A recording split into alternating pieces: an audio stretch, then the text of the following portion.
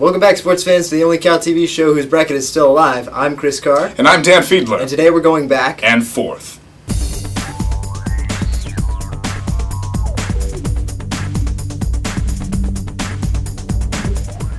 We start with men's basketball, where the Cal men went to Kansas City to take part in their first March Madness tournament since 2006.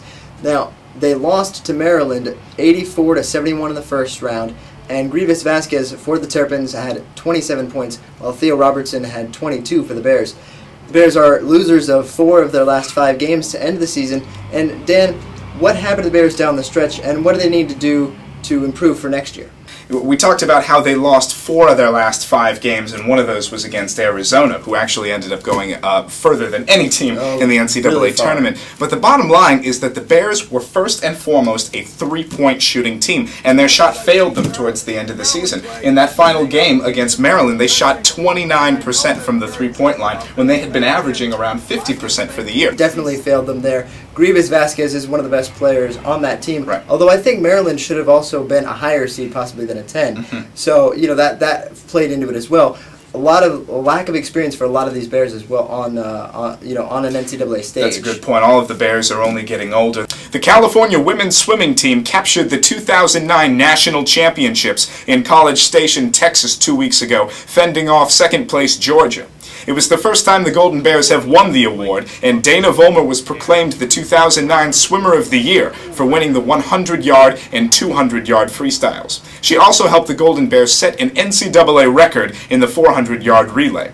Now, Chris, realizing that there are several California teams who can get almost to the championships, but not all the way through, what kind of a message does this send to the rest of the athletic department? The message is, Dan, that they really need to get swimmers like Dana Vollmer. I mean, you talked about it. That really, she was the star of this championship tournament. So I think that's something that's going to be tough for other schools to do, but it's really what's going to need to happen.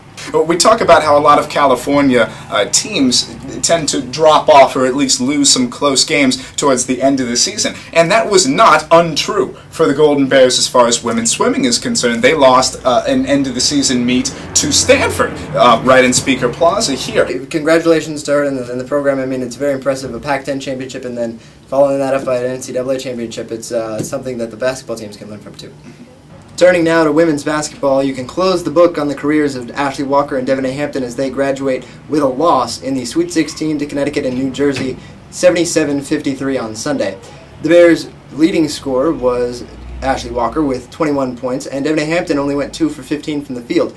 Now, Dan, given the seeding of the Bears in this tournament, did you really expect them to go any further than this Sweet 16 game? You know, Chris, I'm really not sure that they could have gone any farther than they did, given their draw, because they ran up against the college basketball juggernaut in Connecticut. They're 36-0 on the season, and they're trying for not the first, not the second, but the 3rd undefeated season in Connecticut history. And the Golden Bears, this was their very first Sweet 16 ever. Right. So to be able to knock off Virginia and Fresno State, and those were blowouts, by the way, they did exactly what was asked of them, and then they came up against a higher seed, a seed that perhaps will not be beat at all in this tournament, and they gave it their best shot. There was a player on that team on nobody's radar, certainly not mine, Tiffany Hayes, who had 28 points. Right. I mean, you don't expect that from her when you especially keep Maya Moore to 5. I mean, you expect it to be able that's what you expect from great teams. You might not expect it from specific players, but when you have a team that's as great as Connecticut is, and it is as deep, anybody of their players can go off. And that's why our players had so much of a struggle, is because they're playing against premier defenders in the nation. Sure. Well, that's all the time we have for today. Tune back in next time for more sports shorts, back and forth, and the rest of CalTV. I'm Chris Carr. And I'm Dan Fiedler. Have a good day.